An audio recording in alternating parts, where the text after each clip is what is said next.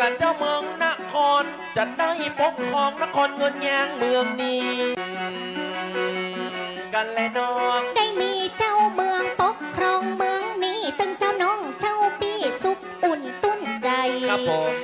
เปิ้นละก็ตึงนอนอายในหัวใจตึงบดำมากำเศร้านามมาก่อนชื่อนครเงินยาง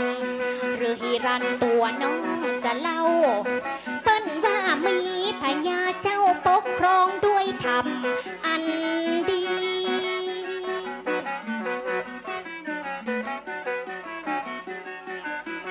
ก็พระราชามีชายาแน่งน้อยตัวนาดน้องเป็นมเหสีได้ปกครองไพฟ้าประชาชีจนได้มีบุตรีอย่างอันนามมาก่อนใส่ชื่อเดิมลาวชื่อแม่นางลาวเจ้าจะบอกพี่จังบุตรีเปิ้นนั้นกันนครเงินยางและนั้นเป็นเมืองเก่าประเดี๋ยวนี้เฮาห้องว่าเมืองเจียงแฟนไผ่ตีในกับบัได้ดูแควนกับว่าเมืองเจียงแฟนอันนี้เป็นเมืองเก่าอันใหม่มีนะเจ้าเมืองปกครองกับบ่ได้มองกับบ่ได้เศร้าก็สมีบุตรตีลูกเต้าชื่อว่านางเจ้าลาวเจ้าชื่อเล่นชื่อว่าเจ้าลาวหรือว่าเจ้าแก้วนะเจ้าก็ได้มีลูกเต้าบุตรตีตีหักกับว่าเอิญปากตั้งกะซ้ำเป็นนางสาวบุตรตีกะซ้ำชื่อว่าลาวเป็นคนผิวขาวบ่น้อยหุ่นห้างหน้าตาก็งามมีกะคนมาถามจิตใจข้าคอยจีม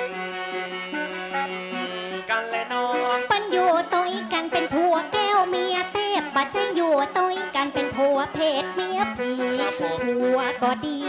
เมียก็ดีภรรยาสามีเป็นคู่สมคู่สร้างอยู่ต้อยกันก็เหินเมินนานมีธิดาละต้อยกันหนึ่งนั้นนามมาก่อนเจ้าเล่าอย่างอันหรือว่าเจ้าแก้วคนโอ้เจ้าเมืองได้มีลูกสาวชื่อว่านางเกี้ยวหรือว่านางลาวไอ้น้องพญาเจ้าเมืองเปิ้นก็ห่วงเจนล้ำบะเฮือภัยมาย่ำบะเฮือพยามาถามเพราะว่าลูกสาวเปิ้นเป็นคนงามพญาเจ้าเมืองก็ถึงห่วงเสียงท่านได้เนรมิตสร้างปราสาทหลังงามคือได้อยู่กันบะเฮือไทยตุกจันประเคนฮือทั้งนั้นก็ฐานะมันคงสมมาพงกันนะมาผัวโตก็มีอันยักบรรจอยกันละขยันผัวดีเมียดีมีไมตรีสัมพันธ์ได้อยู่จ้อยกันนะตึงวันคำเจ้าจนนั้นได้เมียบุตรีบุตตาสืบกันมาเป็นลูกเป็นเต้าบอกว่าเมืองบังมุนนะตุ้นเต้าโจรมีเข้าของเงินนาคำ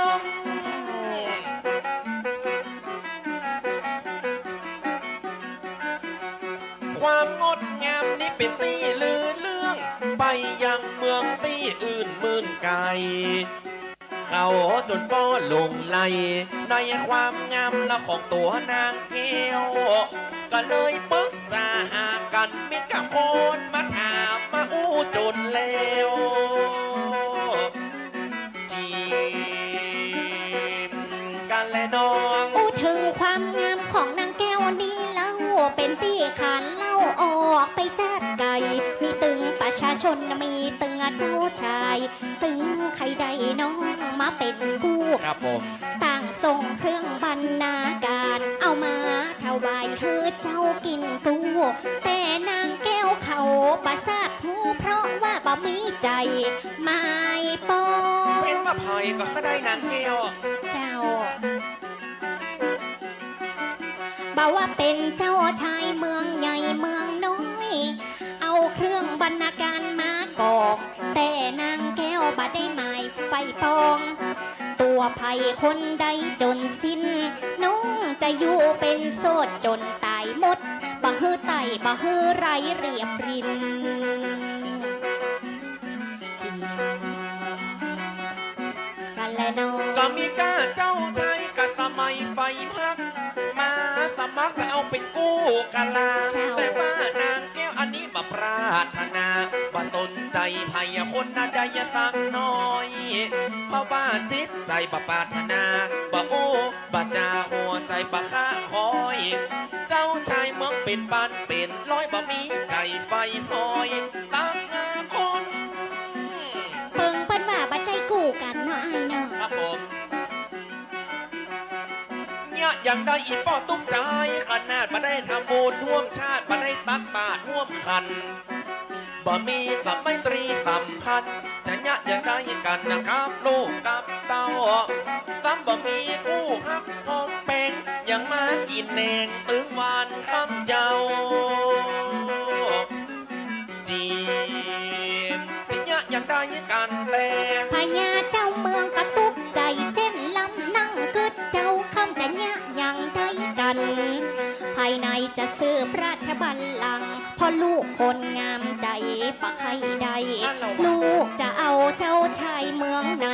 จะเอาเมืองไกลก็จะเอาเมืองไกลคะแนนบอกมาว่าลูกใครได้ป่อนี้จะไปทาบทา โอ้เป็นมาบังเบิ้งใจไผที่ไหนสักคน มาเอาแล้ว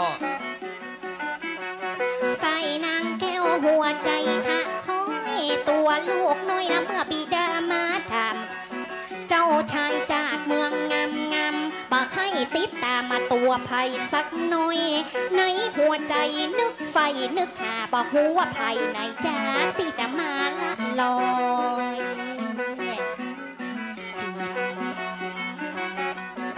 และนอ บอกว่าบ้านตีในบ้าบ้าไผตีอื่นบ้าบ้าคนตีหนึ่งคนตีสองคนตีสามกระตึงบ่มีใจไฟตามจะยะอย่างใดมันตกใจอีป้อเพราะว่าบ่มีกู้ของชายาจะมาปรึกษาตัวกันนะแต่นอลูกสาวของเขามาพอตุกใจอีป้อจริงจริง นะ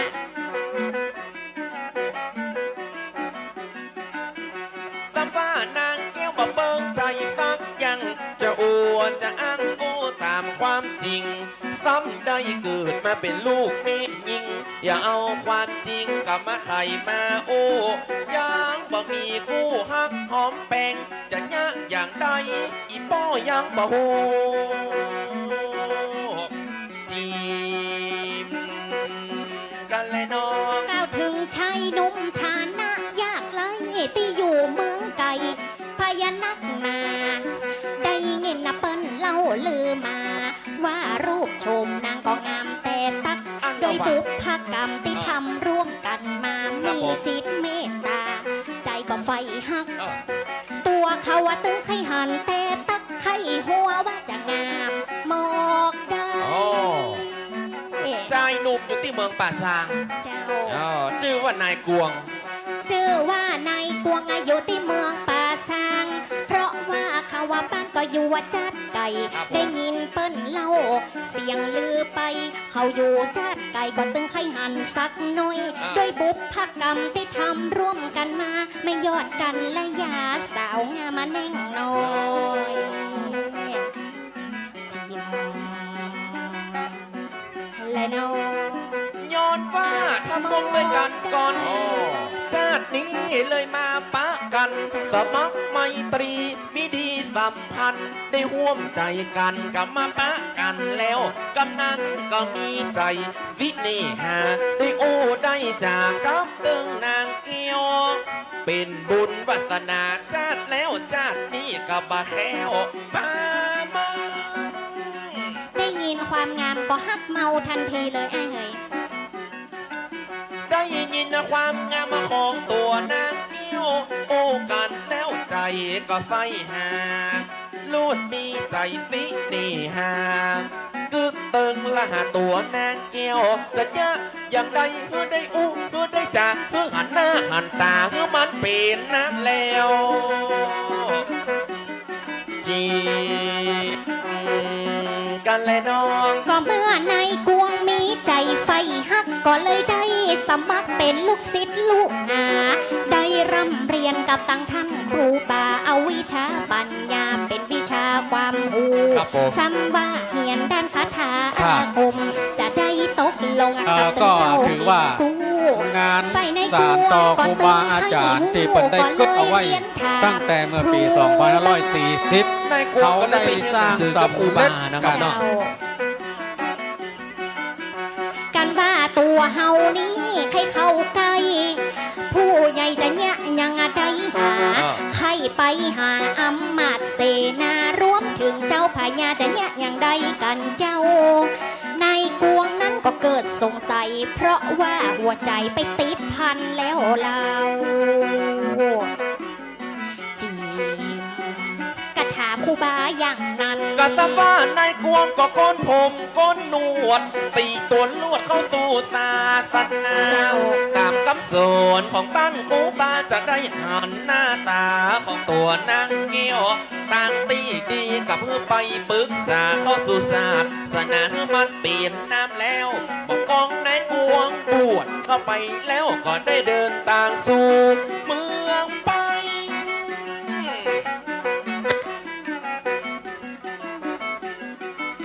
ทำเพียรวิชากับครูบาจนแล้วอู้จ่าเจ้าว่าเพื่อได้หายสมใจกำนั้นกะเตียวต้องตั้งไป หาสายใจตัวนายนกแก้ว ได้ตกลงปรึกษาเข้าสู่ศาสนามันเป็นนั้นแล้วจิมกันและน้อง ก็เปิ้นได้บวชเธอเป็นน้ำแล้วจิตใจพองแผ้วก็เพราะว่าความหลง หลังจากนั้นก็ได้ลาทุดง ตัดใจปงจะขึ้นเหนือว่าอีจุดมุ่งหมายก็คือนคร อันนี้สาวงามนางแก้วน้องนี่ตั้งใจจากตัวไอ้ปีเพื่อจะได้เดินทางมา จากนั้นก็เตียวต่างนะครับเนาะไปยังนครฮิรันนครเงินยาง ก็ว่าหนทางมันกะไกลแต่เล่าสำหรับตันเจ้าว่าบ่มีปัญหา ได้ใจวิชาได้ร่ำเรียนมา เอามาไร่ว่าอีเพิ่นมีวิชาปัญญาย่นระยะเวลาย่นหนทางแบบนี้ ย่นหนทางเพื่อเดินทางไปไกล และน้อง ๆก็ได้เป็นหนทางกับจากไกลเฮือไกลคุณใส่เวทมนต์กาถาก็เลยเตียวต้องตั้งมา ถึงว่าเมืองนั้นแล้ว เพราะมีกาถาอาคม มีเวทมนต์ติดใจก็พองแผ้วกำนั้นก็ไปปะใส่นางเกี้ยว จิตใจสมัครทาลุน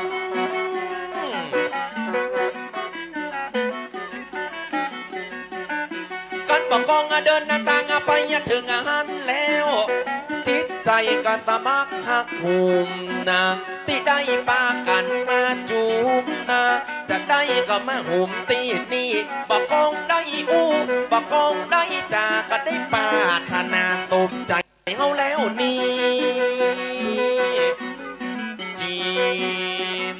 หันหน้ากำแล้ว ตั้งได้เดินทางก็ด้วยความสงบเมื่อได้มาพบมาสลบใส่กัน ไปบินทบาทไกลพระราชวัง นางแก้วมาหันก็มีใจไฟเอื้อ พระรูปนี้ยังมางามแต่น้อง ใจคอตึงกับไข้ไฟเกลือ ตัวนางหันใจก็ไฟเอื้อว่าตั้นเป็นไทยตั้งได้ เป็นว่านางแก้วนี่หักเมาทุกเจ้า โอ้บัธรรมดาเนอะ ด้วยบุพกรรมที่ทำมาก่อนเก่า ใจของเจ้าร้อนรนในใจ ก่อนตึงไขหูท่านเป็นไผคนใดลุกจากที่ในนำมาอยู่ที่นี่พอหน้าพอตางามมดดีสามัคคีปั้นตึงมีวันนี้ อ๋อเป็นว่ามันเป็นมาอย่างอี้กันเดี๋ยวก่อนเดี๋ยวโอ้กันก่อน จิตใจก็ขาดคอ เป็นว่านางแก้วนี่เป็นลูกพญาเจ้าเมือง เจ้า เมืองอย่างครับผม เมืองฮิรันนครเงินยาง อ๋อ หรือว่าเป็นเมืองเจียงแสนในปัจจุบันนี้ เออ เจ้าอยู่ปุ่นน่ะติดตังน้ำโขงปุ่นน่ะ เป็นลูกสาวคนเดียว เจ้าเป็นลูกสาวพญาเจ้าเมืองเปิ้นว่าความงามของนางแก้วนี่นะ แม่นางตังใดในโลกนี้บ่มีไผเทียบไผเทียมได้เลย บะปะเลย เจ้า บะเปรียบบัดเทียบ เปิ้น เล ได้ ย เปรียบเทียบเอาไว้เปิ้นได้บรรยายเอาไว้ ครับ ว่า ผม รูปหน้านี่เหมือนใครอีแม่เฮ้ย เออ หูตาหูดังปากอย่างเปิ้นปั้นเข้าใส่ เอา อ๋อผิวขาวนวลละอองส่องแสงมีออร่า ผมยาวดำครับแก่นตาดำคิ้วโก่ง ยังงวงน้ำคู่ ไปใจได้ไอ้เหย กิ้วกุ่งนักการสอน คิ้วโก่งเหมือนกันสอนนะเจ้า ปากจงบุออนยังหน่วยตำลึงสุก นั่นนะนะคะสวดทรงองค์เอว ส่วนคู่ครองนี่ชื่อว่านายกวง เจ้า อ๋อ ในกวงอู้ถึงในกวงเนี่ยความงาม เออ ความงามของเจ้านางแก้วเนี่ย ครับผม ปัทรเรื่องลือไปทั่ว ขอบคุณ สารทิศ ขอบคุณสำหรับ เจ้า น้ำเย็นนะครับเด้อโอ้ด้านน้ำเป็นเศรษฐีด้านข้าวสาลีหัวยงด้านกุ้งหัวแดงด้านบัดแดงหัวมด เออ ที่รถปั่นปอนละที่พูดนะ ไปฟังอย่างเตื้ออัน ครับ ความงามก่อนเรื่องลือไปไก่อีแม่เฮ้ยเจ้าชายเมืองใหญ่เมืองน้อยประชาชนปลอดใจทั่วแคว้นแดนไพก็หมายปองนางแก้วนี่เป็นกู้ครอง โอ้เป็นว่าเป็นอย่างนี้ เจ้า ก็นายกวงก็เลยไปปรึกษาหากัน อ่ะ กับพระอาจารย์ได้เป็นทุกเจ้า กระเดียวก่อนกะ เออ อันความงามนี่ก็ดังไปถึงหูในกวงที่อยู่เมืองไก่ เมืองนั้นมีชื่อว่าเมือง ป่าซางครับ ป่า ผม ซาง เออ นะเจ้า ป่าซางละปูน ป่า นี่เนาะ ซาง โอ้ บันแน่ใจว่าแม่นป่าซางละปูนที่เดียวกันก่อนนะเจ้า เออ เพราะว่าเปิ้นชื่อว่าเวรุคามป่าซาง เอ อี อ เนอะ เออ นะเจ้า เป็นป่าซางก็ว่าป่าซางนะครับ คนเขียนมาได้เล่าคนเล่าก็มาได้เขียนแต่แม่ได้เปิ้นเขียนมาอย่างอันเนาะ ครับผม ทีนี้นายด้วยกรรมด้วยเวรที่เคยทำร่วมกันมา เออ นะเจ้านายกวงนี่ก็ปัดโถได้ยินความงามแล้วเก็บเอาไปหนังนึกนอนนึก อยู่ในตึ้งบะม่วนกินในตึ้งบะบานนอนตึ้งบะรับ แม่นแล้ว เออ ทีนี้ก็เข้าไปปรึกษาท่านครูบา ครับผม ไปไปขอลำเรียนวิชาปัญญา เพื่อหาอาคมไหนแม่เรียนวิชายนต์ระยะทาง กะปลูกกังกะ เฮียนวิชากถาอาคมอีแม่เฮ้ย เฮียนสปะสเปดเสกฝนเสกใบไม้เป็นตัวต่อสปะสเปดเฮียนวิชายนต์ระยะทางวิชาหายตัวก็เฮียน เฮียนมาเลย เฮียนหมดเลย ก็เฮียนเหมือนกันครับ เฮียนอันยัง เป็นวิชาอาจารย์ครับ อาจารย์อันยังเจ้า เป็นมหาครับ พ่อมหาอาจารย์กับเจ้า แม่นแล้วค ป รับ เรี ผ ยน ม ธรรมตาได้ โอ้ปริญญาธรรม82คุณครับ ปัดโถ อ๋อ ใจไหลค่ะมหาอันยังไอเป็นมหายัง มหาครับ เจ้า มหาอีครับ มหาอีมา อย่าไปปิ้นอย่าไปปิ้น โอ้ปะวอกนี่ก้อย โอ้ก็เป็นแบบมหาอีเนี่ยบทเป็นตุมาเมินเหนื่อยนะ เมินตาได้เจ้า โอ้บทเป็นประตูนี่นะ เจ้า 2ครับผม ซองภาษา 2วันกึ่งครับ ก็ยังมาบวชหน้อยลำเหลือ โอ้ มันไม่ใช่ธรรมดานะพี่เนี่ย ทำไมจ๊ะ โอ้ เรื่องศีลเรื่องธรรมนี่เฮียนมาหมดครับ อ่ะ เหมือนอย่างในกวงนะโทษๆกับไปเฮียนวิชาคาถาอาคมอย่างนั้นนะ กะ ศีลธรรมนี่ว่าได้หมดครับ แต่กะเจ้า แต่ครับผม อาศีลข้อ5ว่าอย่างไร ศีลข้อ5กะ เจ้า โอ้ สุราเมรยะมัจจะปะบาตตานาเวลมณีสิกาปตังสมาธิยามเม อะไร โอ้ยกูกด อ่ะข้อที่3แล้ว ข้อที่3กะ เจ้าก ามเมสุมิจาจาราเวลมณีสิกาปตังสมาธิยามเม อะไรลวกก็เฮ้ยเป็นว่าได้หมดเนาะอันข้อ5นี่มันแปลว่าอย่างไรก็ ข้อ5นะกะ เจ้าแม่นอันจังแปลว่าศีลข้อที่5 เดี๋ยว งด บรรบาทได้ก็เก้ามาเลยก็อีกเดี๋ยวกันนะ นะ สุราเนาะ เมร สุ ยะมั รา ชฌะ เม ป ร มา ยมัจจปมาตตานาเวลมณีสิกาปตังสมาธิยามเม แล้วอ๋อ เหมือนกันเดี๋ยวทุกเจ้านี่นะ เจ้า โอ้การที่เราจะอารัธนาศีลนี่นะเขาพอให้ก่อน ยังหยัง โอ้ก็พอยอดมาก่อนค่ะพอยอดมาก่อน อันนี้ตู้เจ้าตางเมืองฝางพ่นกล้าหา โอ้อันนี้นี่ปั่น บ้านต่อบ้านไหน อารัธนาศีลนี่เขาพอยอดสกุลเขาตั้งมาก่อนละเขาพอปลายมาก่อน พ่อไปก่อน ถ้าปลายมันเขียวอีนะ ปดเสียงมันเป็นแถมย่องเว้ย ยังไงยังไงปันป้อนยังไงถ้ากันว่าไปมั ถ้าปลายเขียวด้วยนะ เจ้า สุลาเมลยมัจจปมาตตานาเวลมณีสิกาปตังสมาธิยามแม่เสียงแป๊บหน่อย แป๊บหน่อย ปั่นปอนนี่เขาต้องอารัธนาตามงบครับ กันถ้าเป็นใบร้อยอีหลู โอ้ถ้าไปร้อยกะ เจ้า โอ้ศรัทธาเตรียมใจอารัธนาปอนสีเดิม สุลาเมลยมัจจปมาตตานาเวรมณีสิกาปตังสมาธิยามเม ปะหานี่ก้อย เสียงดี ส อ่ะ มาเตอร์เนอร์ ไอ้ ทัน ยอด เนอ สี ร์ แดงๆนะ อันนี้เนี่ย นี่หยัง จะไปว่าดังอ่ะ มันเป็นยังไง ตุ๊ดเจ้าพนายเป็นหนังฟังซอกันเนี่ย โอ้เขาไม่เป็นอย่างนี้มันบ้านอายบ่ลูก โอ้บ้านไอ้เนาะ เออ เป็นว่ามันเป็นอย่างอีแม่เหย ครับ ไปเฮียนคาถาอาคมกับป้าอาจารย์เนาะ ไปเฮียนคาถาอาคมเสร็จแล้วเปิ้นก็ขอ เออ ออกทุดงค์ เพื่ เพื่อที่ว่าจะได้มาอยู่ใกล้กับเมืองหิรันนครเงินยางนี้ ครับผม เพื่อที่จะได้มาปะหน้านางแก้ว นะเจ้าก็เลยออกทุดงค์มา ก็ออกทุดงเตียวตังต้องเต้า เจ้า เลือกเอาดินแดนที่มันเป็นมังกรละ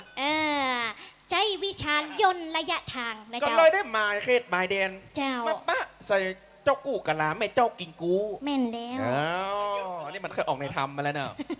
อันอีสมมุติ เนี่ยหยัง สมมุติไอ้เป็นนายกวง นายกวง นายกวง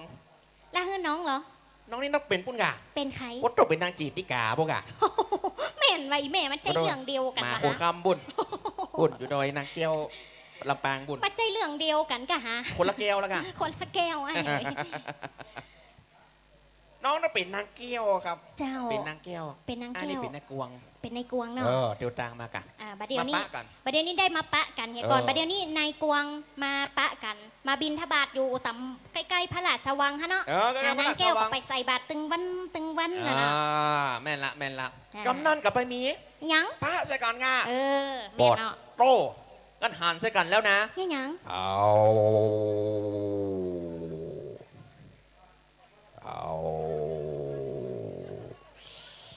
อะไร เป็นหยังบัดเดี๋ยวเนี่ย ก็มึงมาใส่บาตรมึงใส่บาตรกูแหละ โอ้ใช่เฮาใช่บ้านแต่เมื่ออีแม่ อะไร เลย ข้าครัวมีตั้งไรไปเลยนะเอาเป็นทุกเจ้ากันอันเดี๋ยวเอาพัดตูมทุกเจ้าอ่ะ ประตูมตัว มี เจ้า นะฮะมีนะฮะมีนะได้ โอ้ ผมนะ บ้าห่านี่ ไอ้ผม เล่นกินแต่ก้อยบ้า ไปเกี่ยมครัวมาใส่บาตรก่อนนะแล้วก็เป็นนั เอา กก เกี วย ง งอ่ะ ครัวใส่บาตรอ่ะมั้ง โอ้ดูเป็นทุกเจ้าอ่ะโอ้ยโอ้ระวังเด้อ ถามซอนี่อันตรายเหรอเฮ้ย มาแต่ประเดี๋ยวนั่งซ้อนรูปนี่อีก อะ นั่งซ้อนรูปนี่อีก เอาเกียงครัวมาใส่บาตร นี่เป็นทุกเจ้าเนาะก็ตุ้มผ้าก็ดี โอ้โหแต่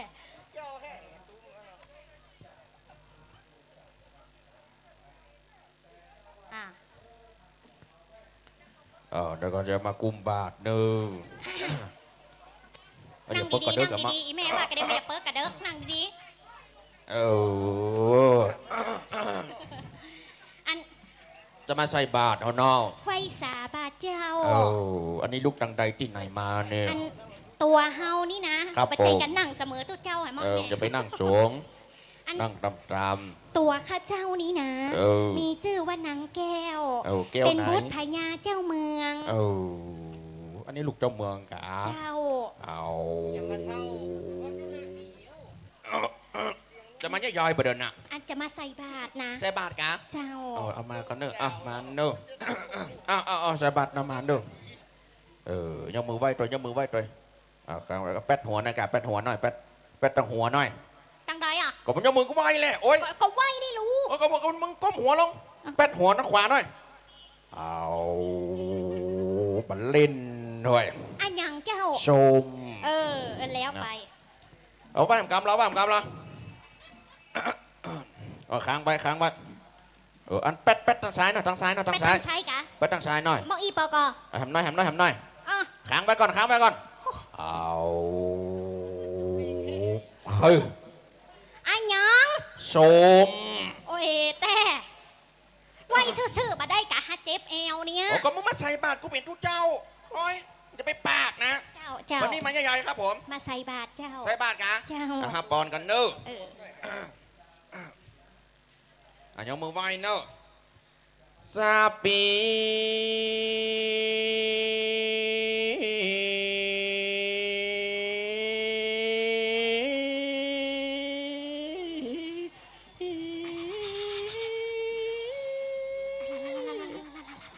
มาเป็นอันยังอ่ะบาดานะ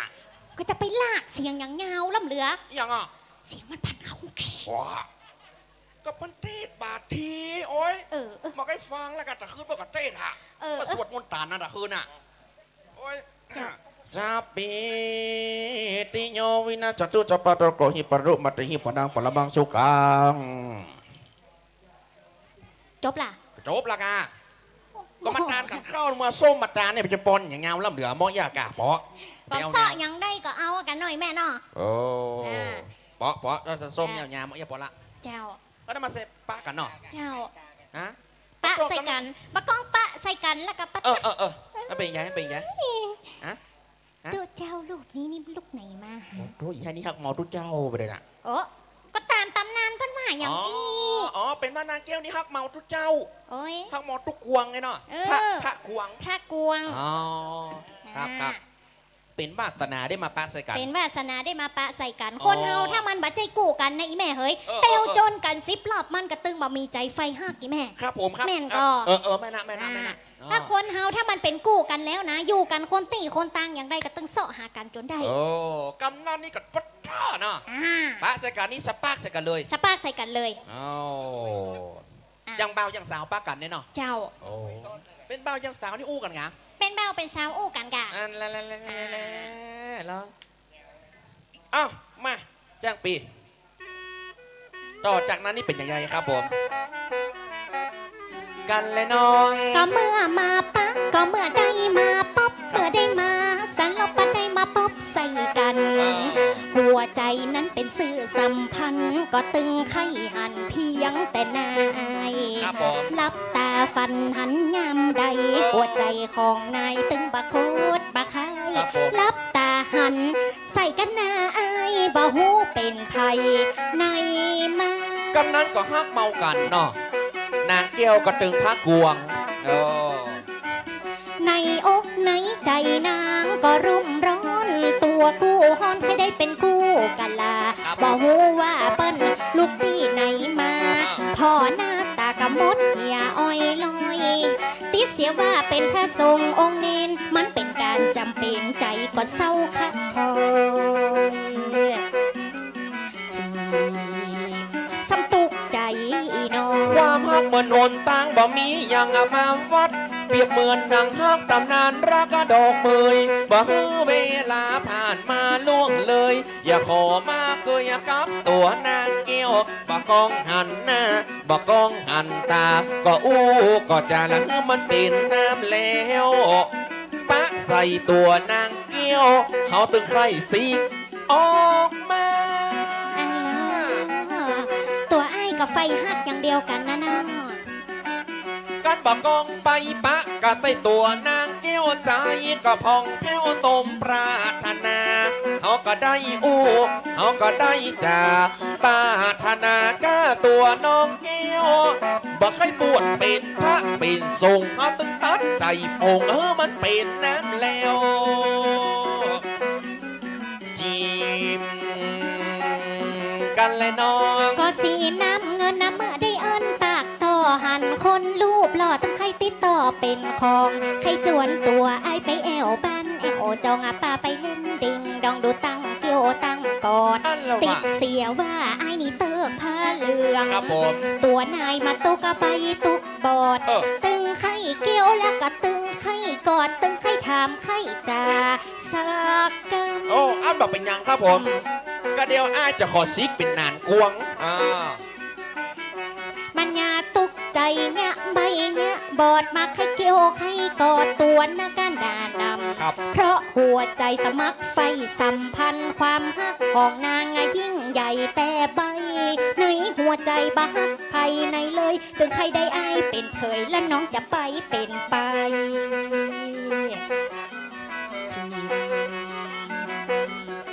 และน้อง กำนั้นพระกวงก็ได้ออกหัวคิด ก็เลยสิกจากพระศาสนากลายเป็นละคนทำมาดาเตียวไปเตียวมาหาตัวนางแก้วได้เหาะเหินต้องเดินไปมาก็ได้โอ้ได้จ่าอยู่หันนะเจ้าเจ้าปะใส่กันอยู่หันเต้วเต้วอู้กับนางแก้วตึงวัน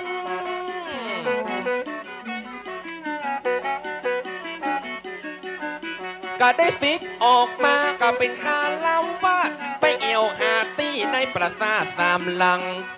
ก็ได้อู้ก็ได้ฟู่จากกันจนมีคนหูหันสิบสาวเจ้าบ้านก็เลยเอาเรื่องนี้ไปบอกเจ้าพญาได้อู้ได้จากกับเจ้าพญาตอนนั้น ป้อพญาก็หู กันพ่อพญาเปิ้นได้หูได้สัตว์มันกับโต๊ดปะผักอ่องหน้าตั้งตา นี่หยัง ว่าพอยตีไหนมันมาปังอ่ะเตะกามาคุยลูกของข้า อ้าวนะว่า ประสาทข้าแปลงอาจารย์งามสู้เป็นภายในกันมันอะยังมาตา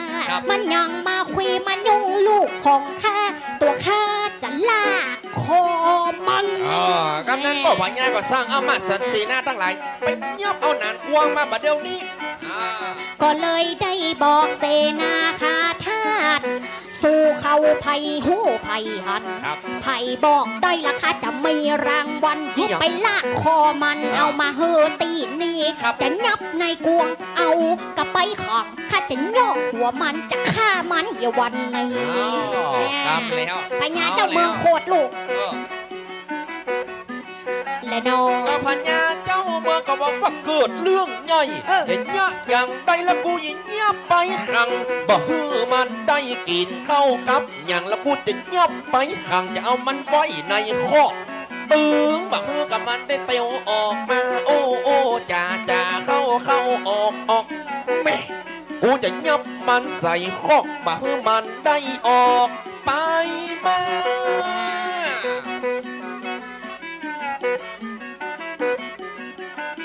กำนั้นเจ้าพญาตั้งก็ได้ตัดสั่งเพื่อได้ไปฟังอู้จ่าได้ตัดสั่งอ้ำมาสีนะเพื่อไปยับมันมาบ่เฮือได้มาตีนี่จะเอาขังคอกจะเอามาขังบ่เฮือมันได้เยอะหยังเอาเหี่ยววันนี้เริ่มเหี่ยววันนี้ยับมันบัดเดียวนี่ไปเอามาบัดเดียวนี่จิมกันและน้องอ่ะ นี่เป็นคำสั่งของพญาตั้นเจ้าเว้ยบัดเดียวนี่คิงยุดนักหนา บอก ตัวข้าฮับคำสั่งป้อพญาเปิ้นเฮือมาเอาคิงไปขังคอกระวังไว้เตอะไอ้ห้านายกวงกึดใหญ่กึดหลวงหาจะขอบอก ครับ การกระทำคิงมันสุ่มเสี่ยงคอกตัวหาจะบอกซากกรรม บอกว่านายกวางโดนป้อพญาสั่งยับขังคอก อันนี้เป็นทหารป้อพญาลูก บาดเดียวป้อพญาเปิ้นสั่งการมาแล้วติไปคุยนางแก้วหาเนี่ยเป็นทหารจะลากคอคิงไปของสักกรรม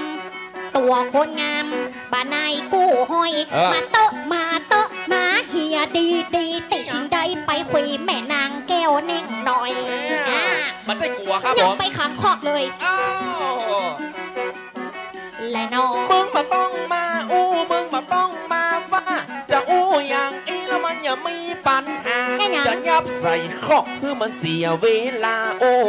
จ่ากึดก้อยคือทีเพราะว่าเฮานี่มีวิชาปัญญาจะเตียวไปมาต่างปุ้นต่างพี่วิชาล่องโอนเฮาเฮียนมาเต็มที่แล้วสู่จะยับมายังงาได้ อ๋อฮาก็ซิดมีครูฮาก็มูไม่มันเหมือนกัน แล้วล่ะปันว่าซิดมีครูเหมือนหนึ่งงูมีปิดคือป้อพญาคิดพองการไก่เพราะว่าเฮานี้วิชาปัญญาไว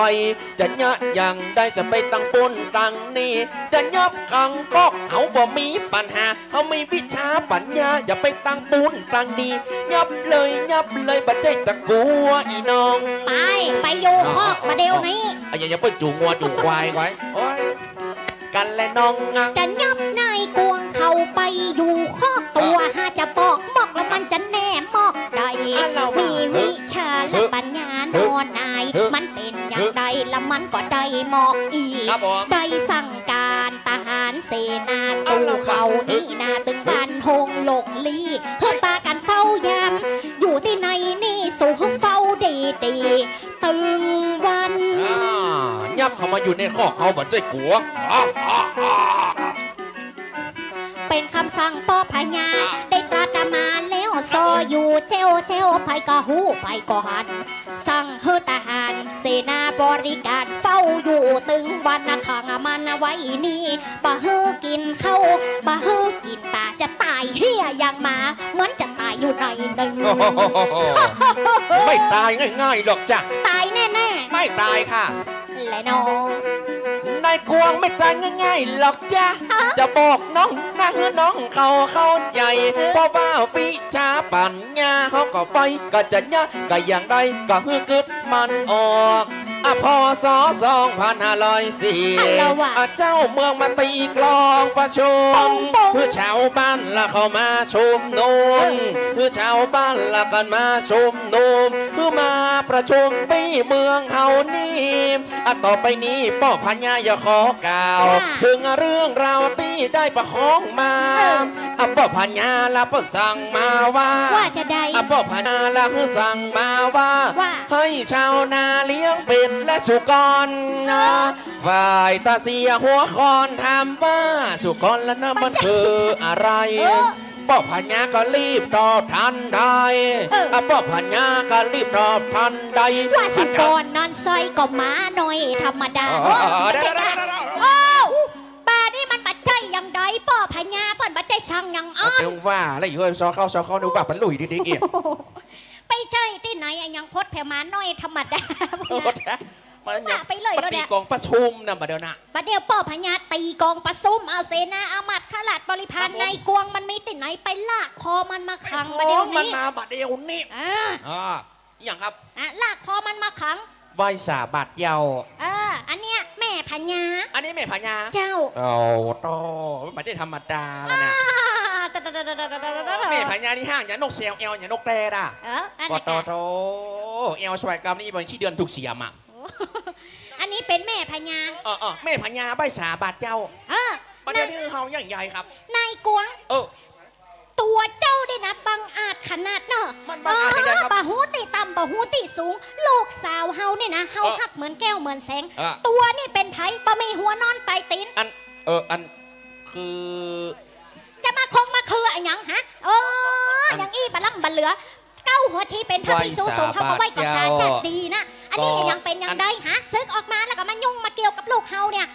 ทำผิดศีลผิดธรรมยังมาเข้าตามตอกออกตามประตูใจวิชามันใจวิชาปัญญามันอย่างอี้กับเฮาได้ยังไงเสียได้ที่เฮาเนี่ยไว้วางใจที่เฮาเนี่ยเป็นปัญญาเจ้าเมืองนะไว้วางใจตั้งขนาดเนาะ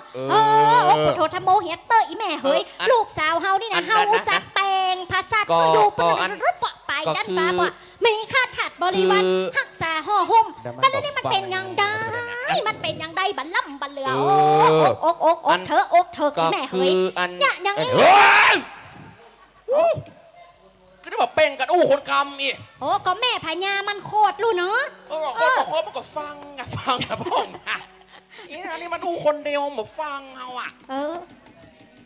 คือว่าอันบาดเจ้านี่นะฮักกับลูกสาวป่อพญาแม่พญาเนาะบาดได้เด็ดขาดนี่อย่างบาดได้ครับลูกสาวเฮาเนี่ยเป็นถึงลูกพญาเจ้าเมืองและตัวเนี่ยเป็นไผ่บะมีหัวนอนไปตีนจะมาฮักลูกเฮาได้อย่างไรก็เป็นว่าความฮักอยู่ที่ความเปิงใจบาดได้ความฮักอยู่ที่ความเหมาะสมมันเหมาะสมอย่างไรครับเฮากับเป็นคนบางกันล้อเป็นคนแต่บะมีหัวนอนไปตีนเฮาเอาลูกเฮาไปแต่งงานกับตัวลูกเฮาจะกินอะไรยังลูกเฮาบดีตุกได้ยากว่ะก็โคนเฮาช่วยกันฮีช่วยกันหามันก็จะมั่งมูลรุ่นเรามันก็จะมีกำลูนเนี่ยกันเฮาตึงบาดเจืออย่างใดเฮากับตึงบาดได้กันบาดได้เด็ดขาดบาดได้10ก็บาดได้เช้าก็บาดได้ยังอีกนั่งซอก่อนอีเฮ้ยเถียงมึงน่ะแต่ลูกนั่งซอนี่ก่อนอันบาดเดียวนี้ยับมาขังเลยแม่ยับมาขังแล้วยับมาขังแต่ขังยังได้ก็บาดได้ครับขังยังได้ก็บาดได้หม้อเพราะว่าในกวงเฮานี่มีคาถาวิชาอาคมเฮามีคาถาล่องหนเฮาไปเรียนมาจากป้ออาจารย์ที่ไหนอยู่ปุ่นบนเขาพระสุเมนบุญเอาไปเรียนวิชาปัญญามาเรียบร้อยแล้วมีมาหมดวิชาคาถานี่นะปอดต่อวิชาคาถาเข้าไล่กวางไล่ปัญญาไล่ฟานไล่ยุปูยุกอย่างสิกมาได้หมดครับผมเต้ครับอันไหนลองเสกไหนลองเสกเงินเสกคำมาแล้วเสกเงินเสกคำนี่ผมมีปัญหาครับผมป้อปัญญาสอนไว้แล้วว่ากันบอกออกนี่มันดึงมาได้ครับเต้แม่เลยมันอยู่ดีอยู่ได้จะไปห่างใหญ่อ๋อบอกออกตึงได้เนาะการบอกกองในกวงโดนยับครับเจ้าก็วิชาล่องโหนคาถาปิกไปยังบ้านยังเมืองตัวเก่าได้ครับผมยับอย่างใดก็ตึงยับมาได้ครับผมเป็นยังอันคนมีความหูในแม่เนาะกำนั้นละนางเกี้ยวกะโตเป็นยังไงแฮมกำนั้นนักกินก็มาได้นนก็มารับกะโอ้โตปะกันแล้วปะกันแล้วเนาะปะกันแล้วจังปีปะกันละ เรียบร้อยแล้ว เรียบร้อย เรียบร้อยแล้วกำนันนะอติเตกาละกลับไปเมื่อยามนั้นนะตัวนางแก้วก็อกสันวันไหวบัดเนี้ยยกตุกใจฮ้อนใจละขนาดนะฮ้อนหนาวนอนหนาวคนเดียวบ่มีกู้เขียวมันเพราะอย่าเป็นปัจจามีตียอดตีรำกู้ฮักหอมแฝงพ่อบ้าก็บ่มีแฟนแปงเยอะอย่างใดหัวใจโศกเศร้าได้ปรึกษาหากันบักยีนอะยังตึงวันค่ำเจ้าจีมาตึงวันนะค่ำเจ้าก็มาเอ็นดูนางแก้วแน่งน้อยใจตุกต่ำคอยปอบักกินอายังนั่งให้ตึงมือตึงวันจะยะนั่งใดกัน ตัวข้าเจ้าซ้ำสามีตีฮักไม่ปอง ถูกป้อเอาไปขังแล้วเล่านึกใจเป็นห่วงตีเจ้าบ่ได้กินน้ำกินข้าวโอเฮียกัน ข้าวก็บ่กินน้ำก็บ่กินจะเป็นโรคซึมเศร้าเหรอคะ ซึมเศร้า ซึมเศร้าลืมไป ก็มาตุกใจนางแก้วแต่เล่าตึงวันค่ำเจ้าก็มีกาน้ำตา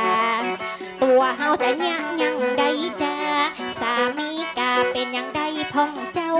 เปิ้นมีวิชาพญาอาคมจังจะจกใจโป่งลอดไปได้ก่อนเรา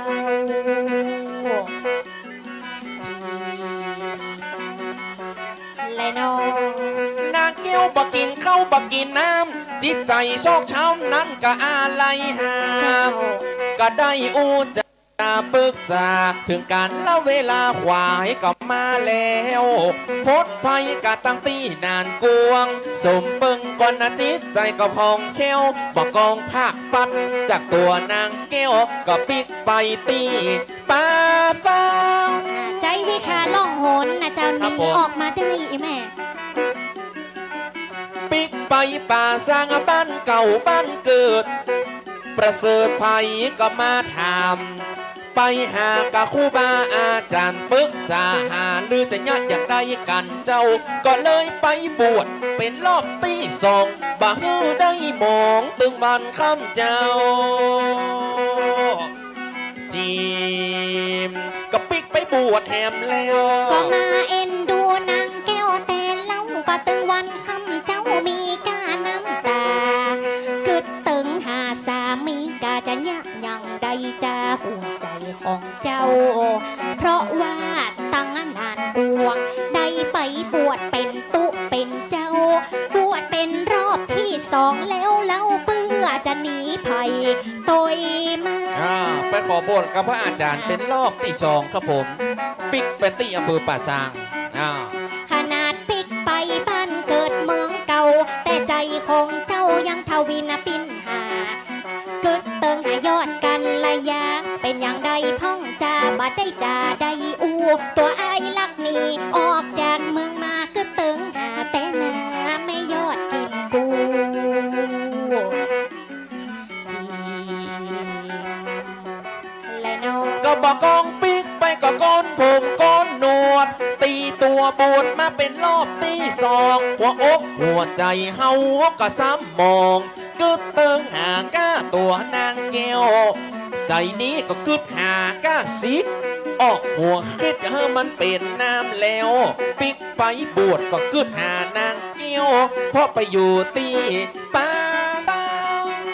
ปัดขาดจากกันเนาะไอ้เนาะสายลมโบกเปลี่ยวโบกเปลี่ยวพัดเปลี่ยวละลองคิดถึงโอทองที่เคยนองนั้นเคยไว้วานจากมาหลายปีจากที่จังหวัดสุพรรณกำนั้นก็ตั้งตาล้อเอาปากก็อันนั้นไปจงก็ไปลงกับแม่น้ำวังใสไปอยู่หันลายลงนะตีเอาบาดจงก็เลยอยู่ในตำบลเชิงดอยเจ้าชื่อว่าบาดคำนะเจ้าตำบลเชิงดอยอำเภอดอยสะเก็ด ก็ว่าได้เอาบาทอันนั้นไปจ้องก็กลายเป็นวังโดยกันแล้วบอกชื่อว่าบาทคำแต่นออันนี้เป็นตำนานที่เพิ่งเขียนมาฮือ10 ตอกมัดดึงบัดเน้นเหมือนปอปัดดึงว่ากำขอมันแปลงละกำซื้อทีมกันและน้องงาม หลังจากนั้นได้เดินทางต้องเต้าเพศสมณะเจ้าว่ามันมีปัญหาเปิ้นได้เดินต่างมา ถึงลำห้วยแม่น้ำไหลกว้าง ได้นั่งไว้พระรูปนักหนาได้อธิษฐานลาสิกตีหันเปิ้นก็เลยใส่ชื่อน้ำอย่างนั้นว่าห้วยนานซิกใหม่สืบมา อ๋อเตียวตางไปถึงชื่อว่าปะลำห้วย เจ้า ก็ตั้งชื่อว่าห้วยนานซิกใหม่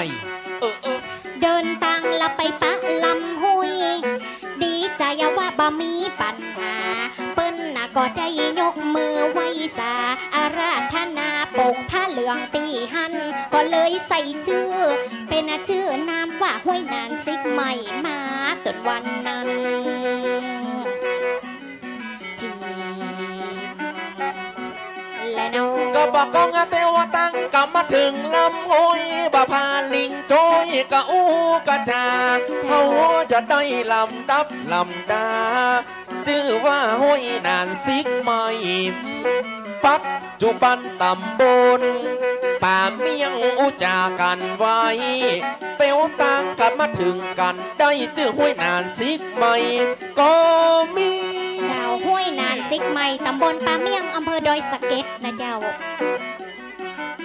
ห้วยนานซิกไม่อยู่ตำบลป่าเมียงมาใต้หลิกเลี้ยงกับเป็นซักเป็นสีเพราะว่าต่างนี้ตำนานมันมี พระกวงผ่านกายมานีก็เลยตั้งชื่อตามเรียงตามนามเลยเป็นที่ก้าวขานมาเต้าหอดบันนี้จิม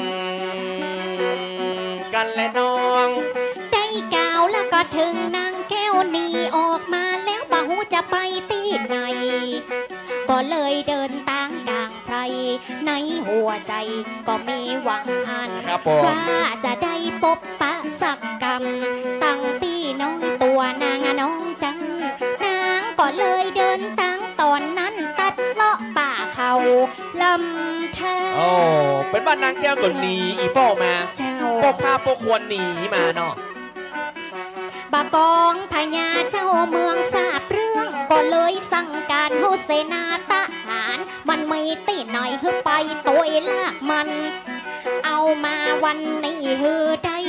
ฝ่ายทหารอำมาตย์นักหนาก็ยกทัพตัวมาอุ้ยน่ากลัวไต น่ากลัวขนาดกัน ยกทัพปันนอกขนาดมาตัวสหานางแก้วและน้อง พ่อพญาต้องก็ได้ตัดสั่งเพื่อกระจายฟ้องหนึ่ง5 คนมนทีได้ตัดสั่งตั้งสีหน้าสีนี้กองกำลังไม่มีเพื่อสู่เขาเอาไว้ เพื่อไปยกทัพเอาลูกสาวเอามาก้อยโอ้ก้อยจากเพื่อไปเอามาจนได้ทหารเปิ้นก็เลยฟังไปเพราะหานางเกี่ยวทันที ปัดตกนางแก้วกึ่งหล่นก็ดีหล่นเตียวก็ดีเตียวทหารก็ลุกยกทัพตัวมา พ่องกะกำมีดซุยมีดผ้าพ่องกะจำตั้งชอบตั้งเสียมเตียวไปหมดบ้านนอกในเวียงก็หากะกะตัวนางเกี้ยว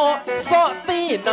กะตึงบ่มีแล้วเอาตึงจ่ายบัลลีบัลลังจัดตรายเฮียแล้วจีมจะเงาะอย่างใดกันแน่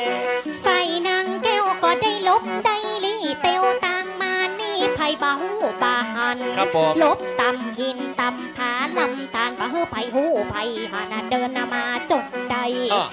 เดินทางไกลนักไกลนานับเป็นวันเวลาก็หลายวันแต่ทั้ง ครับ จนมาถึงภูเขาลูกใหญ่แล้วก็ได้มาปะนายกว โอ้ ง เป็นว่ามาปะใส่กันแถมแล้ว เจ้า ไฟนางแก้วดีใจแต่บุญพ่อบุญแม่อันนี้เป็นบุญใหญ่หลวง ได้เดินทางละมาปะนายกวงสมเปิงกวนเปิ้นว่าภูเขาตีนี้ ก็ได้เปิ้นก็ได้ถามตึงยามเริ่มกันวันใน ปะกันละเนาะ เปิ้งปะกันแล้วที่ภูเขาลูกนี้และนอ ก็บ้าสนากันนะบุญจองจักขันลึกตึกตักก็เลยมาปะใส่กันสองคนก็มีใจสัมพันธ์หนึ่งนั่งกระจนพ่อมีลูกน้อยเดี๋ยวเนี่ยใครอย่างใดกันจ้าผู้ไปโอมาจิตใจก็ไฟห้อยสองคนก็ซ้ำว่ามีลูกน้อยได้เป็นผัวหักเมียแป้ง เนี่ยใดมันเนอเรื่องของหัวใจ ก็ว่าอยู่ตัวกันก็จนมีลูกมีเต้ามีของมีเข้าแล้วก็เริ่งมากินแหนงได้อยู่ด้วยกันเป็นกู้ฮักหอมแปงสามีภรรยาสองคนนะกู้เฝ้าตั้งใจจะช่วยกันฮิกันหาเก็บเงินหาทองเพื่อมั่งมุนต้นเตาจีมกันเลยน้อง ปะแล้วปะแล้ว ปะ จิตใจพองแผ้วเป็นนักก็เป็นนาปะแล้วไม่ยอดกันละยาปะสามีกาของตัวนางแก้ว ครับผม ดีใจฟังล้นไปหา ไปหา สามีกาเป็นอย่างไรพ่องแล้ว ว่าเป็นยัง ในที่สุดไอ้ก็ปิดมาหาแก้วจิตใจพองแผ้วยินดี โอ้โหน้องแก้ว เจ้า ขอกอดกันมา เออ ก็ต้องไปเพื่อกอดไอ้ จะไปฟังก่อน เออ จะไปฟังเกี้ยวบาดเดียวนี้ก็ใจเนี่ยดีหลี ครับผม ใจนางแก้วก็ชื่นชมยินดี อ่ะ ที่ได้ปะสามีตัวนายว่าอันบาดเดียวน้องนี้ก็เดินตางมาหากับลูกเต้าบุตรตาที่มีในต้องนะ โอ้สามีลูกน้อยอย่างในท้อง เจ้า และน้อง องงี้องงี้ เออ องงี้ เอออันยอง พอเป็นลูกน้อยอ่ะ ลูกไม่ในท้องแพ้อยู่ โอ้ก็ลูกมันอยู่ในท้องลูกก็ห้ององงี้องงี้อย่า ปัจจัยไง โอ้ก็แต่กะเขามามีลูกในท้องแล้วลูกน้อยอ่ะ มันไม่ในท้องอะมันจะห้องได้อย่างไร โอ้ยายเลยว่าเนี่ยมันหูขิงนะอยากใหญ่ดีแฮะประเดี๋ยวนะ เอ๊ะ อีป้อก็ซ้ำเอาจังทหารสิ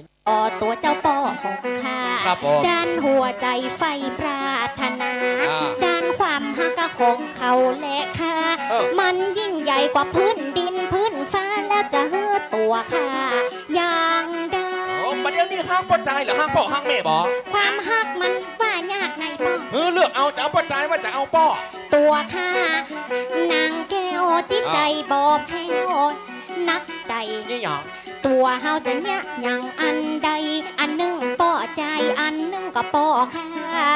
ขอเตอองค์ป้อพญาได้โปรดเมตตาลูกลาอย่าจ้าเมตตาลูกเตออีป้อ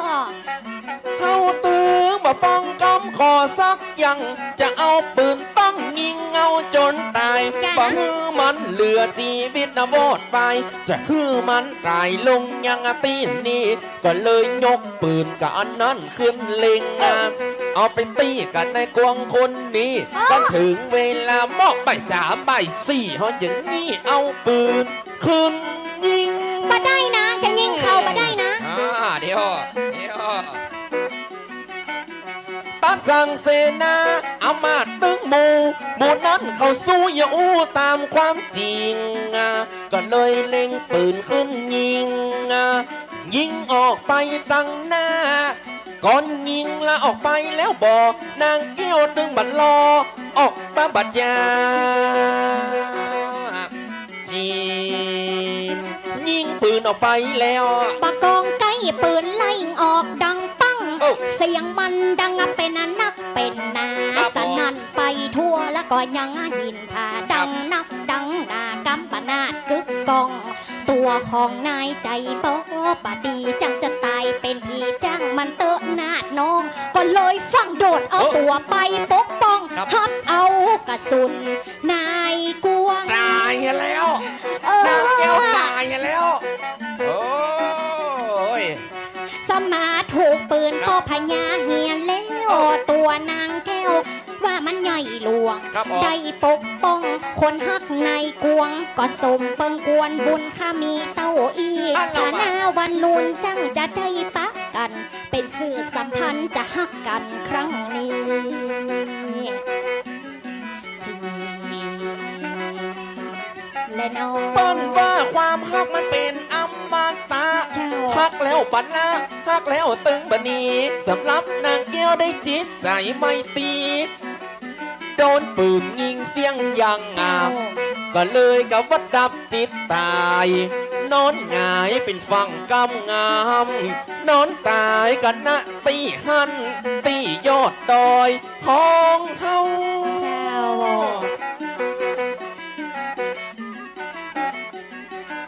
งับเกือกกิ้งม่อนดอยเขาจริงกะขี้ลีคุณเขาเลยกลายมาเป็นดอยเฮาตัดใจเมาก็ชื่อว่าดอยนางแก้วนับตั้งแต่นั้นเป็นต้นมากันเลยอู้เลยจ่าเฮ้มันเป็นน้ำแล้วจีมตายลงตีนั้น ไฟในกวงก็มาตกสันหลัง ตัวน้องนั้นสัมพันธ์มาตาย ครับผม ตัวเฮาและจะยะอย่างใดจะไร่มนต์กับบังกายก็ซ้ำจำบาดใด อันละวะ เพราะว่าได้นอนตุยกัน เออ กับตัวนางแก้วก็ตีดงป่าไม้ยะเฮมนต์เสื่อมจำคาถาบาดได้แล้วก็เลยโดนใกล้เข้ายิง ในกวงก็โดนยิงแห แล้ ม วกวงก็โดนยิงตัวไปแหง เดี๋ยวก็ดูในกวงก็ตายแฮมมะ ก่อนตีนายกวงจะดับจิตจาก อันละวะ ตัวเจ้าขึ้นหายอดยิง เออ เพราะนายกวงเขาก็โดนยิง ได้หันยอดยิงสกรรมบอลลา อันละวะ ก่อนที่จะได้ดับจิตตายพาธนาไปปะกันบนจันทร์ฟ้าจีขอปะกันแฮมครั้ง ก็บักองในกวงกะหันตัวนางกิ้วตายเฮียแล้วก็อกสั่นวันไหวก็บอกหูว่าจะยาอย่างใดตุกอกกระตุกใจเป็นเต็ดเป็นขาด เพราะว่าผู้ฮักใส่ใจดับจิตไปอะยังมาอนาถจิตใจก็ยังมาพิฆาตได้ดับตายจากต้อยไป ตายตึงลูกในท้องตายตึงเมีย การประกองงานนายกองงานนาใจนางแก้วว่าโอ้จากันนั้นแล้วละรันก็ได้ยิงปืน เป็นเมื่อวันบัดใจเมื่อคืน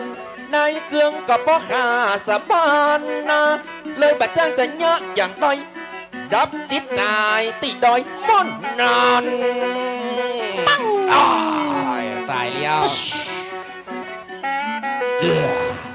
ฮ่าฮ่าฮ่าฮ่าตายแล้วบอในกวง ฮ่าฮ่าฮ่าฮ่าเสนาอำมาตย์ปัตตรสับอกสับใจ ฮ่าฮ่ามามันจะหลอดมือหาไปไหนเหนียวเสียงตีกระตึงมาหลอดลูกปืนหาไปได้ ฮ่าฮ่าฮ่าตายแต่ไก่แม่ ตายแล้วอีแม่เหยในกวงนะเจ้าเก้าหัวทีนี่ป่อพญาตุยมาตัน นางแก้วมันยิงในกวง นางแก้วเอาตัวไปบังกระสุนนางแก้วตายประเดี๋ยวนี้นายกวงก็โดนยิงตายเฮ้ยแม่ตายแล้วนายกวงตายแล้วอ๋อไปเว้นอย่างใดป่อพญามันโคตรลูกกษัตริย์นี่นะฆ่าได้ยามมาได้ไอเลวัดโอเคมาตายเต้เนี่ยอ๋อบานี่ก็เล่นเป็นเต้ก้อยโอ้ลูกไก่ที่มันนอนอย่างนี้โอ้ย บ้านี่ก้อยจบแล้วประวัติจบแล้วตื่นโอ้ ตายเต้ไก่แม่เนี่ย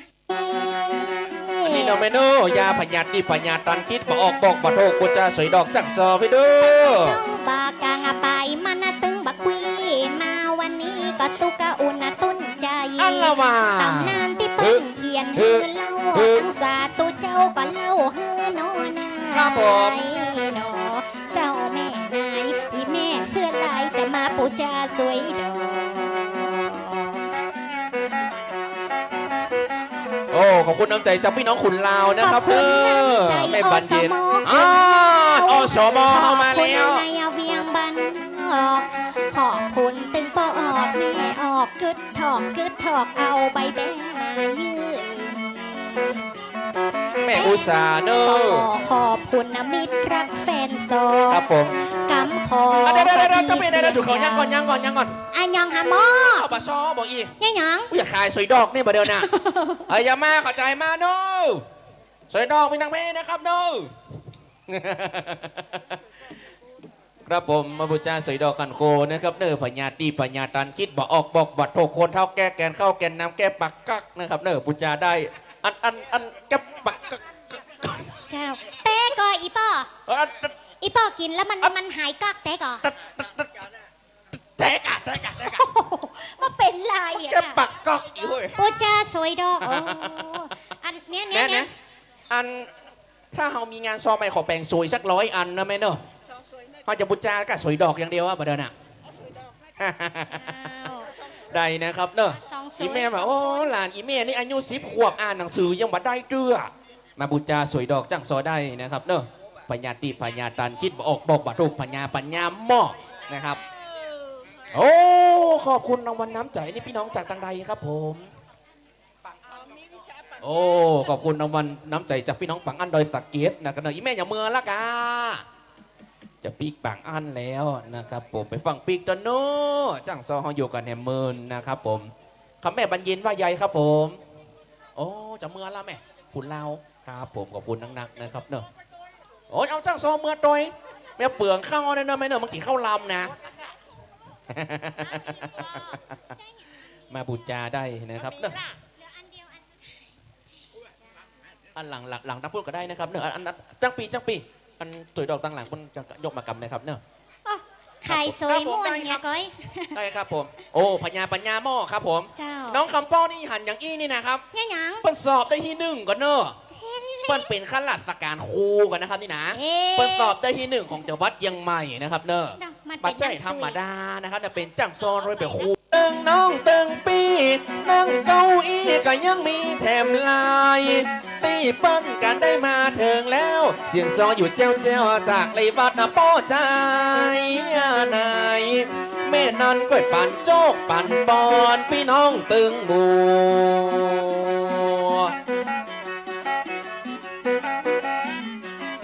ก็ขอปีน้องอยู่ดีกินดีได้เป็นเศรษฐีละทุกคนจูฟูพาดาตีมาเป็นหมู่ขอ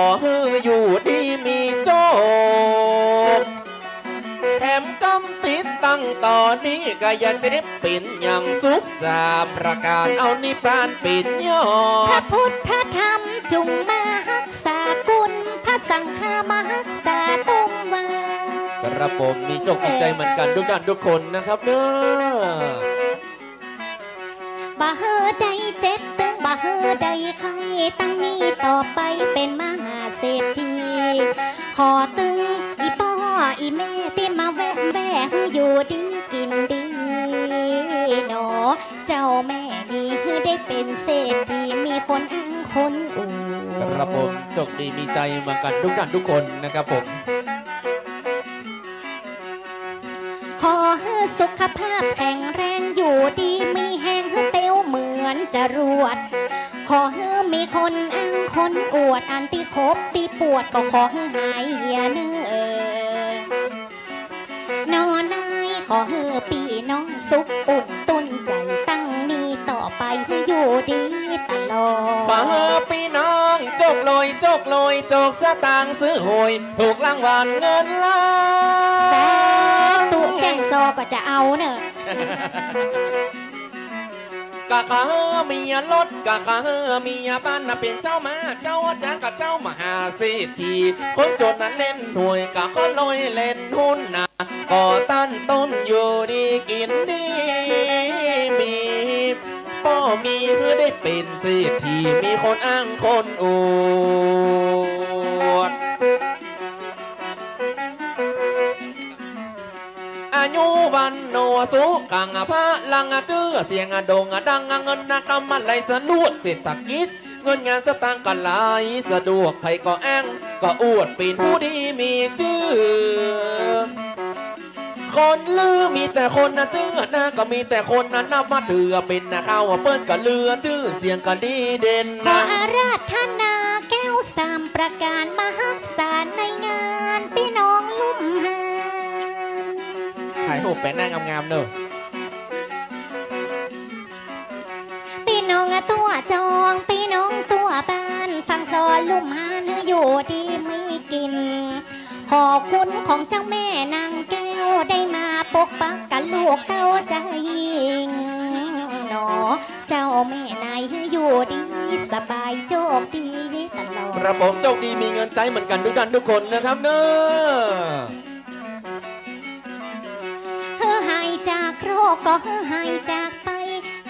มาไปแถวข้าตลอด อยู่ที่ไหนขอให้มันรอดมาจำมาจอดกุศลยิ่งใหญ่ทำบุญ ขอเฮ้อละมากำมาจุนเฮ้อบุญมาหนุนก็ตึงป่อตึงแม่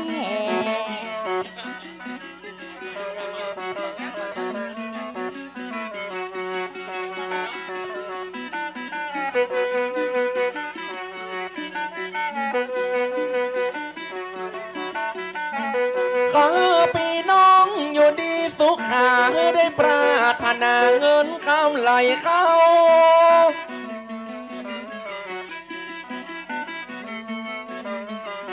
กะมั่งมูลตูนเต้า มีของมีเข้ามีเงินมีทอง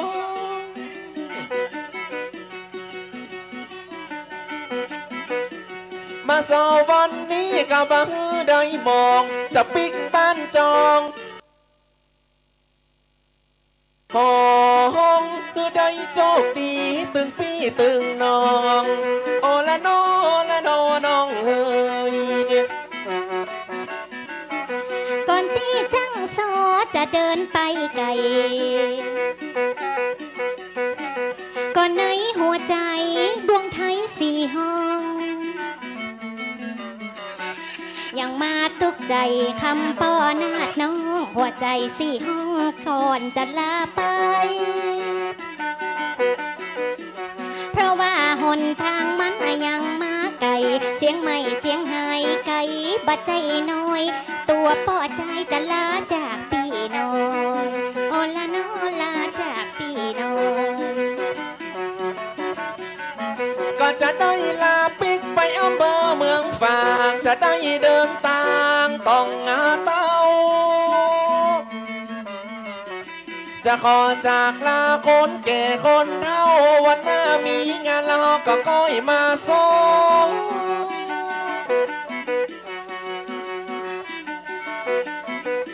กับวันนี้กับบัตากับวันหน้าก่อนบอจะได้มาสองสิบสาวเจ้าบ้าน มีการมีงานปะกันแถมหนึ่งครั้งโอละ วันนี้บาตาวันหน้ามาแหมจะมานอนแอมกินแกงห่วมถ้วยกันเปิ้นบาจ้างจะมาล้างถ้วยขอมาตวยกับพี่น้อยสักครั้งกันเปิ้นบาจ้างตึงบ่มีปัญหาลูกลาบุตตาจะเอาใจเจ้าบ้านเตือนหน้ามีงานจ้างได้มาแหมครั้ง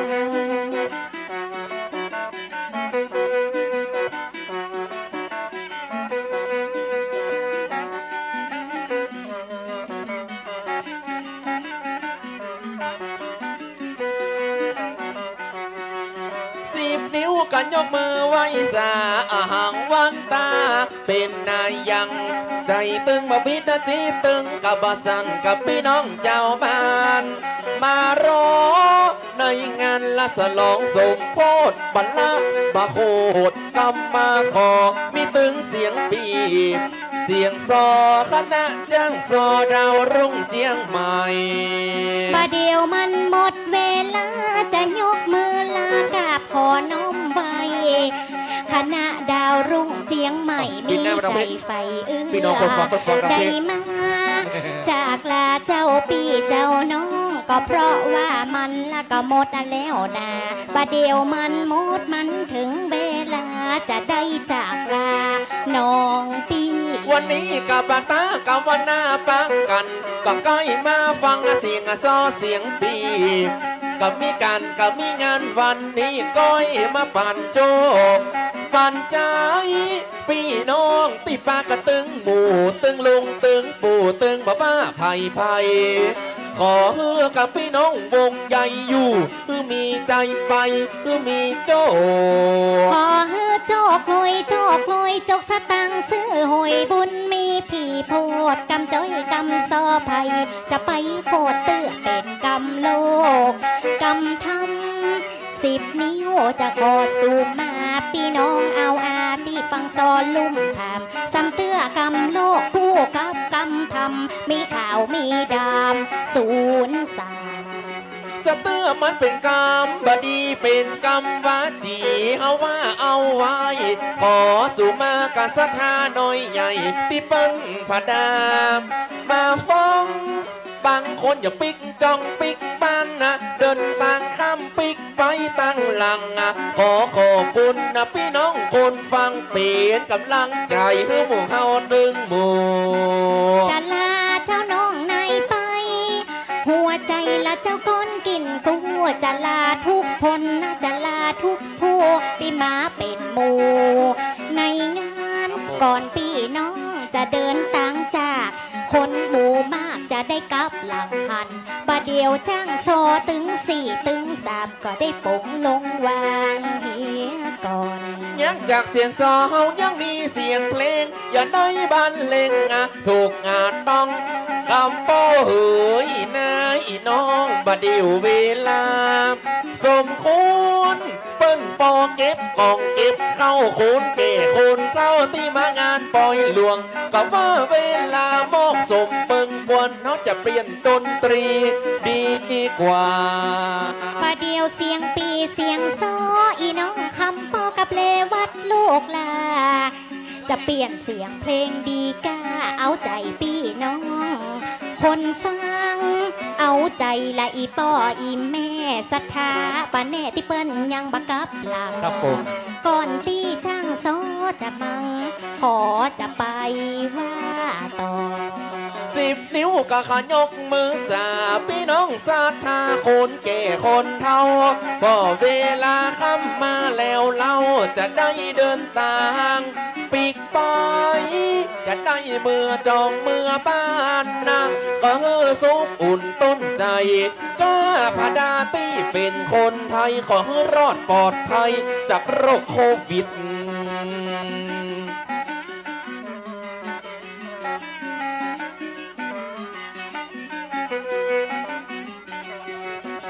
บาเดียวลวดคอสุมาตั้นคูบาหลายอย่างตั้งจองตั้งบ้านนาติได้ว่าออกกำโซตำนานเขียนมาฮือเล่าจ้างซอลูกเต้าน้องบาละกำขอบาเดียวเสียงจ้อยบาเดียวเสียงซอกำเปิ้งกำปอก่อนเนื้อ 10 นิ้วก็จะยกมือสาอาราธนาก็บ่ได้เบิ่งได้เงอตีเปิ้นหาจ้างโซมาเนอจะได้มาอยู่ หลายคน งานจัดยังว่ายังวัด พระครูอภิวัตวิกรมเถมตนนาที่ได้อาราธนานิมนต์จ้างปีจ้างโซเติงอาหมู พระครูอภิวัตวิกรมตั้นน่ะก็ได้ทราบผู้เอาหมู่จ้างซอเป็นผู้ละมานั่งติบนถามซอขอบคุณน้ำใจเสียงท่านติป้อยังบัลละกำขอ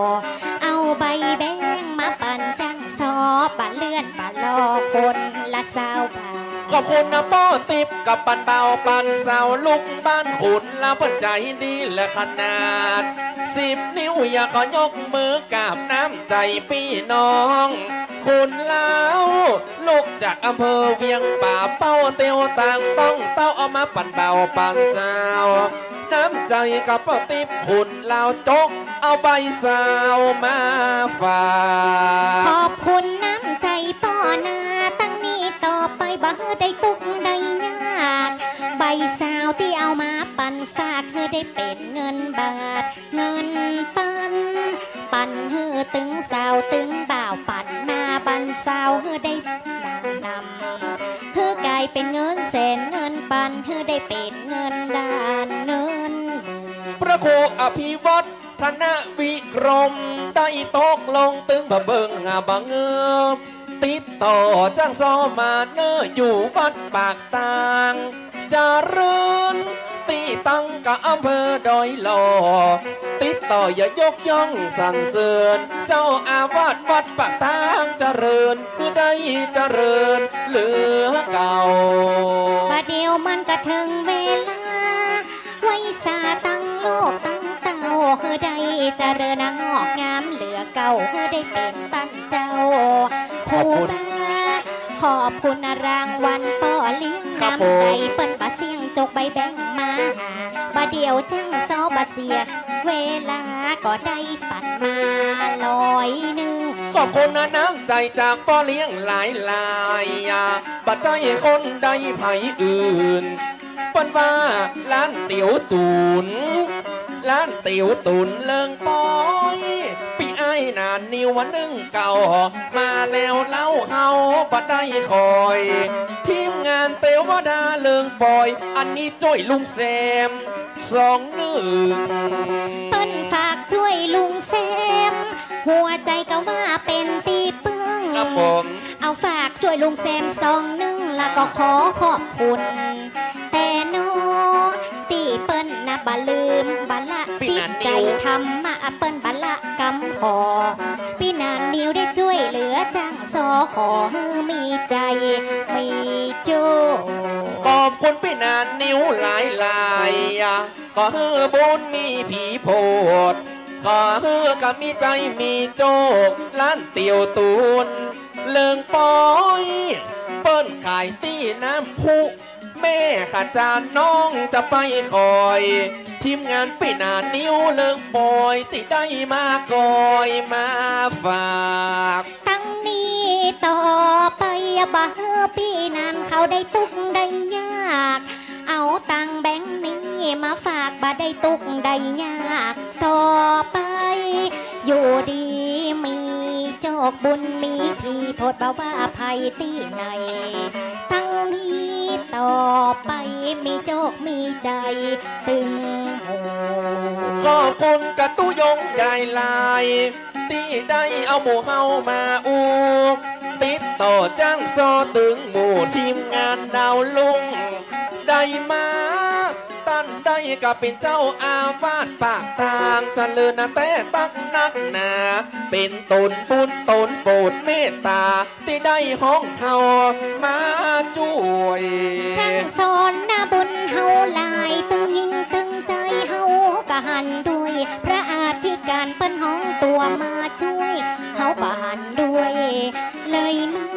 เอาจังโซเป็น4เป็น3มานั่งกลางพามกันด้วยความเมตตากันว่าพระอาจารย์เปิ้นบัดติดต่อมาจังซอลูกลาจังจะกันจะยา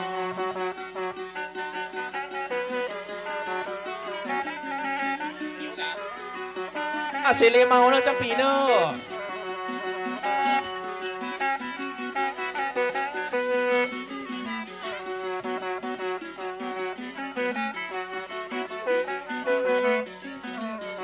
ว่าน้ำเมืองเลิกข้ามบะตึกไก่ขัวเกมข้อเกมขัวมันเป็นน้ำเลี้ยว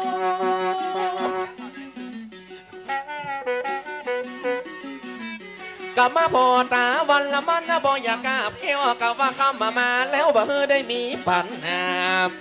จะยักตั้งเสียงปีเสียงซอจะได้เป็นเสียงเพลงกับสติงบอกมาในเจ้าแม่นอหมู่เฮาจ้างซอสำเย็นดูหมู่จ้างปีเดือดและอีแม่เฮ้ยครับผมลูดขอบคุณละสถานใจยิงโอตามมาความมาจริงตีนี้ซอไปเหมือนกับซ้ำเอ็นดูจ้างปีก็เปลี่ยนเสียงเพลงมันดีกว่าแถมกำยังจากเสียงซอเอาเป็นเสียงเพลงอย่าได้บรรเลงสตริงมวนเลย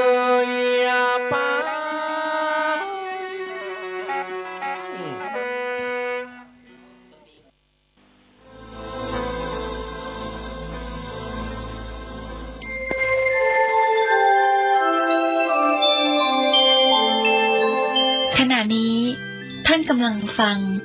สถานีวิทยุกระจายเสียงพระพุทธศาสนา FM 104.5 เมกะเฮิรตซ์